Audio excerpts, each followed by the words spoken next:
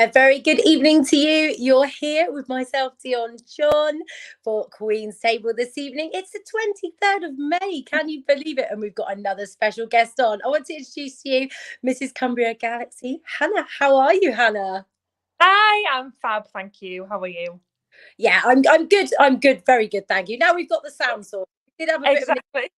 minute, but we have got the sound sorted now and it's all good. It all Exactly. happens on lives, right? It's brilliant. So just for anyone watching, if you want to put any comments in the comment section, and I can ask Hannah any questions that you would like to ask her. So let's talk about a Galaxy. So you competed in March, didn't you, Yeah, at I Galaxy? did. Mrs. Category, I was there watching the night and it was an incredible show and you were so amazing on that Oh, stage. thank So you. tell me a little bit about your experience this year. Yeah, so this was my second time competing in Galaxy. The first time, I think I was about 17, so it was completely different. I was a teen at the time, and I think it was my second pageant, so I didn't really know what was going on, and I didn't know what to expect. So kind of watched every year, and then eventually came back just this year, and it was amazing. I think the difference that I felt now as someone who's kind of comfortable in themselves and their journey and kind of know who I am. I had the best time that I've ever had competing in any competition before. I think, being with so many other women as well, who we all come from different walks of life. Some of us have jobs, some of us have children, we're all completely different. And I think them kind of different aspects of life and viewpoints were really good. And that's what made it feel so kind of fun and inclusive. And I don't know, it just felt a lot more kind of personal and like I made a real kind of connection with more people this year, which was really nice. And obviously the stage is just as fun as ever, and it was amazing, so good. Oh no, it looked incredible to be honest. But that's what I love about the Galaxy system is it's got a sort of massive family feel to it, hasn't it? And it's just you had to spend Absolutely. time of your life. And there's like girls, women from all around the country, from different areas, and you all get to bond on the lead up and just share that special couple of days Yeah, or a few days if you stay to watch the other ones as well. And it's such an amazing time, isn't it? So absolutely. going next year. So Yeah. how do you feel about that? So why have you chosen to go back to Galaxy? I honestly had such a good time. Like, I think it sounds kind of cliche and everybody says it, but as you just said, Galaxy really does have this kind of family feel that, many of Holly's competitions actually have. They all kind of have that thing about them that just makes you return. There's so many returning people, isn't there, in every one of Holly's competitions. But like you said, there's just something about Galaxy, and I think the atmosphere and how genuinely happy everyone was for each other and how truly supportive we all were. There's so many of us going back again next year that I didn't want to miss out. I love what Galaxy represents. I love the actual day of the competition. I love the kind of confidence and the strength that this sash gives me to, be able to go out and really do what I want to do and make the changes I want to make. Which I could do without the sash, but it just gives you that little bit kind of that boost of confidence that maybe you would otherwise lack. So it's great to be able to kind of carry on for another year and just grow and grow as the year goes on. No, that's brilliant. And moving on to like changing things and doing things, you've got a fantastic platform regarding ADHD. Tell me a little bit about that. So I was diagnosed with ADHD myself in just January of this year. Thinking back and kind of looking back at my life during school in my teenage years, it's been very obvious now looking back that I've had ADHD. Obviously, it's forever, you're born with it. But as I don't know how many people are aware of the condition, but generally speaking, it's misdiagnosed in women quite frequently. Women are often told it's anxiety or it's hormonal or something like that because the symptoms display in women very differently to how ADHD displays in men. Typically kind of in school. I know when I was in school in, the late 90s, early noughties, it was the naughty little boys who couldn't sit still. They were the ones that people said, oh, they've got ADHD. It was just referred to as someone who was unsettled and didn't try very hard and, maybe wasn't very academic. So if you didn't hit those kind of tick boxes, then you wouldn't be considered to have ADHD. That's what I'm trying to change. I'm trying to change that thought process. You know, for myself, I think my time during school, taking exams, periods of time where I needed to concentrate, or times when I struggled to make friends, if I knew and had support from a trained professional, someone who knew how to speak to someone or knew how to counsel someone with ADHD, then I think my life would have been so much more different. And you know, I wouldn't have felt kind of as ostracized as I maybe did growing up. And looking back, I kind of felt very different to my peers, and I had no idea why. And now, finally, at nearly 27, I do know I want to be able to teach young people, you know, not just young people, but professional school teachers, anyone, the signs and symptoms to look out for, and just how we can support people who need it, who maybe don't feel seen or maybe don't feel heard. I think it's really important.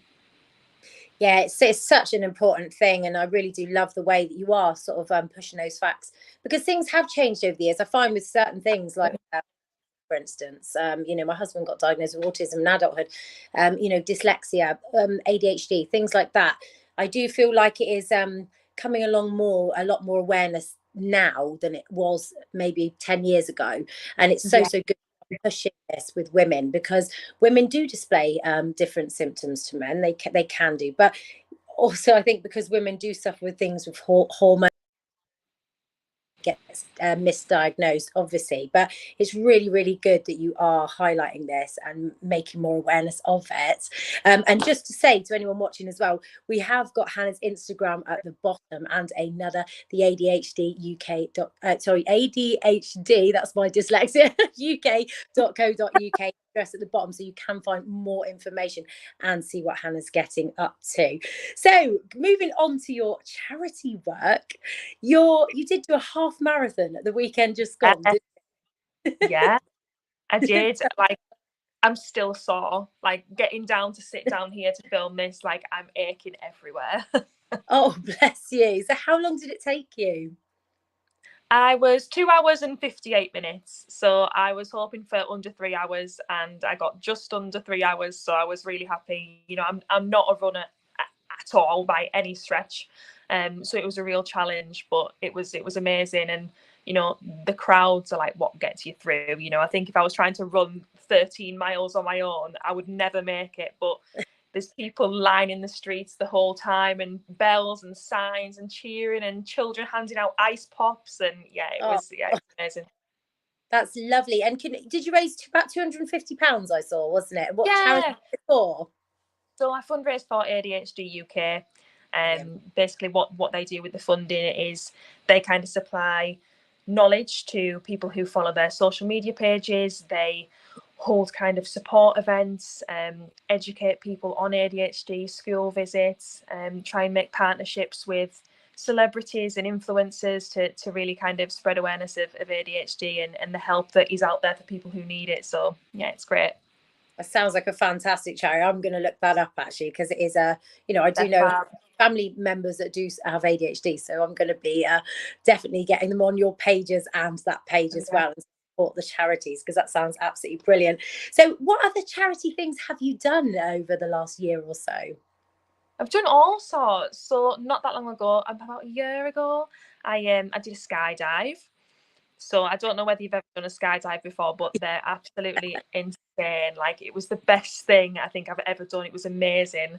So I really enjoy kind of taking part in organised events. It's dead fun.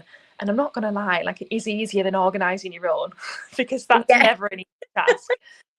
But I have hosted a few of my own fundraisers. So I've hosted a fashion show, which was very hard work. But I think we raised just under £1,000 from the fashion show, which was amazing. You know, I live in a rural community. Cumbria is basically the middle of nowhere. It's so rare that I speak to someone who actually knows where we are. They say, where is that?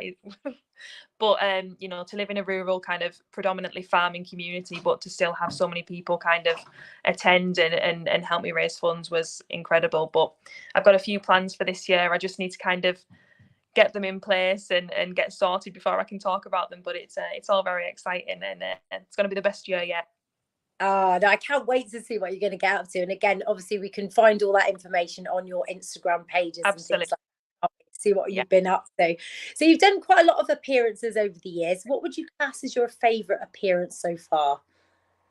There's so many. I think everything kind of has a different kind of favorite element to it. You know, I do everything I do for a reason, and I enjoy the things I enjoy for a reason.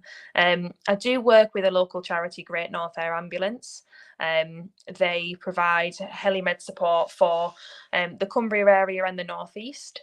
They are running at approximately £5,000 a day. So the amount of fundraising that they require is huge. They have no government funding, nothing like that. And so this last year, I've worked quite closely with them and have done kind of 4 or 5 events to help raise funds with the Great North Air Ambulance. We recently actually did a charity bag pack.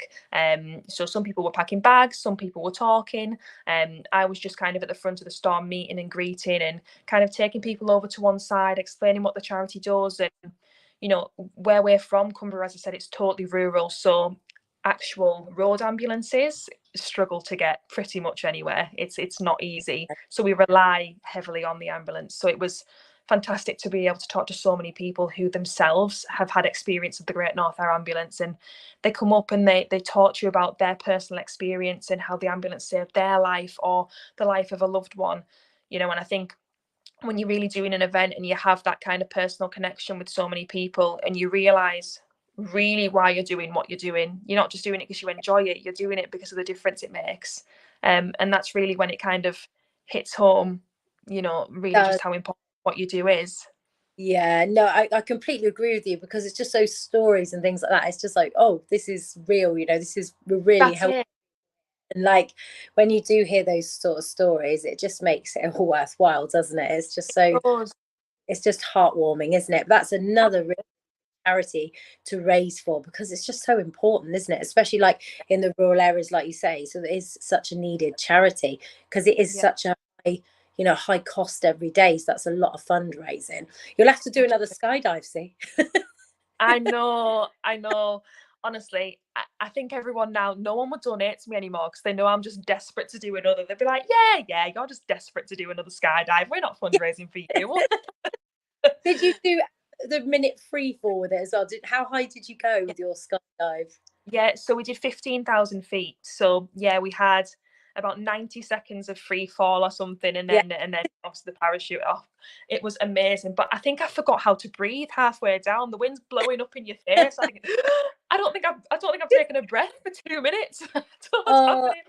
it's Oh, such an amazing. experience. I have done it myself, and it's just. I mean, I must admit, because the delay, because there was clouds in the sky, it was a bit of a. Oh, I'm getting nervous now. But once you're Yeah. actually done, out the plane, it's fine, isn't it? I'll definitely Oh recommend yeah. for anyone. So yeah, it, It's that kind of like sitting on the edge of the plane and they're kind of rocking and you're ready to go and you're thinking, just let me out. yeah, just go. It's fine. Yeah, That's just what let me it out. was. The ground waiting to actually go up. I think Oh, that's perfect. You start to think about it then, don't you? that's But it. Yeah, and it becomes so real then, doesn't it? Like, you know, you can think about doing the skydive and you're fundraising for it for months, and but when you actually see it and you know you're about to go up there, you think, oh, I actually have to jump out of a plane. yeah, I had to stay brave. There was a 90-year-old man holding my hand that was going before me. And I was like, right, if you can, I can do it. It's okay. It's okay. I have no excuse. But no, fair play to him. He did so well. It was Good fabulous. for But him. yeah, it was great fun. So you with the final coming up, I'm just trying to think. You're in March next year, isn't Yeah. it? So you've got about 10 months. I was just trying to work it out because this time's going so fast. So you've got lots of plans and for the future, and you're really looking forward to your year again. Um, so I mean, what would you do if you took the crown? What would your plans be for your year? I think I've got kind of plans anyway, regardless. So I'm looking at for the next kind of 12 months, I'm working with ADHD UK to do school visits and local kind of community talks. Again, Cumbria being rural seems like a common thread in almost everything I discuss, but you know, there isn't a lot of awareness of many things up here. People are a little bit afraid to talk. It's something that might seem a little bit taboo or something that's difficult to talk about, i.e., personal situations, health, money, anything like that is a difficult subject up here. So what I'm really trying to do is, by working with ADHD UK, is to really just open up conversation, not just about ADHD, but just really open up conversation in Cumbria as a whole, and get people talking. And, you know, to be Mrs. Galaxy UK would be incredible. You know, I could stretch that platform and I could reach more people. You know, I think that crown does give you that elevated platform. But as I said, you know, to have the crown will be a bonus. But the work that I'm going to continue to do is continuing crown or no crown. Yeah. But with the crown, as I said, you know, the reach might be further. You know, and not gonna lie, for people, for kids inviting you into a school, what child doesn't want to see a big sparkly crown and a sash? You know, I think they love it. Oh, But yeah, yeah, just continue to open up the conversation around ADHD and autism, and, you know, really just prove to people that just because you have ADHD or autism or whatever it is that you might have, that doesn't mean that you can't achieve something that you set your mind to. It's not a limit. It's just a small piece of who you are. It doesn't define anything or what you can achieve. It's something small. Oh, that's brilliant. Oh, I just cannot wait. I'm so excited about your year now.